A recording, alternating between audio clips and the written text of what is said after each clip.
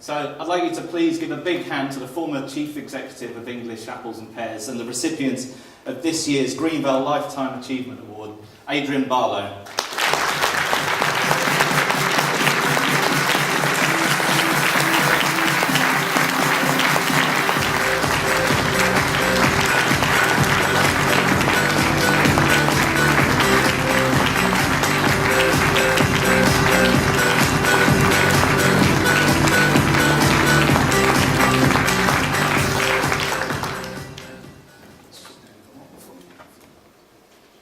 Okay, if we can just bring up the slide, please. Thank you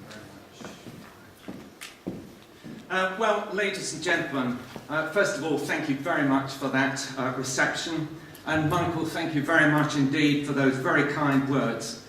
This honour is a huge honour, this award rather, is a huge honour, which means an enormous amount to me, and it is very greatly appreciated. Thank you to all those who were in any way connected with my nomination or selection. However, I do need to emphasise that anything which it may be thought I've achieved has been possible only due to the tremendous support and efforts of so many people both in and outside the industry. Unfortunately, there is insufficient time for me today to mention individuals by name, but they encompass members of the promotional committee, directors of English Apples and Pears, directors and executives from marketing companies, English growers, technologists, researchers, directors and executives of retailers, wholesalers, journalists from the trade press, many presenters on both national and regional TV and radio programmes, together with food writers in the consumer media and also celebrity chefs. Additionally, there have been so many PR and communication experts who have given me help and support over the years. To all these people, thank you, and I owe you all a huge debt of gratitude.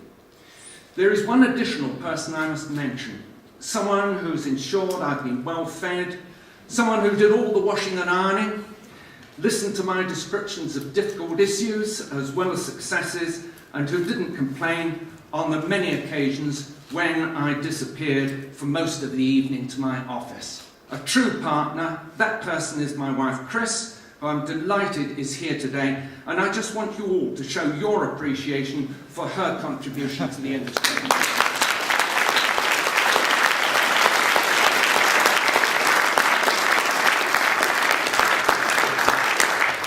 I've been incredibly fortunate in undertaking a role which has been so rewarding and which has given me so much pleasure. There have been many high points, and I think the first was persuading all the national multiples to support an EAP polybag promotion in 1996, which resulted in the industry selling successfully an abnormally high crop of small apples.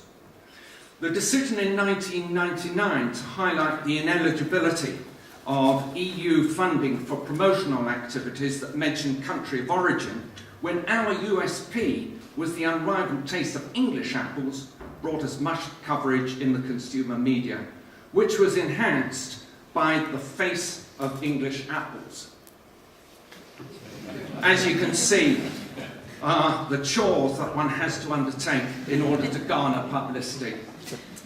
On the commercial front, a highlight, and Fiona will love this, a highlight was persuading the co-op to put a leaflet in all bags of French apples, drawing attention to the then availability of English apples.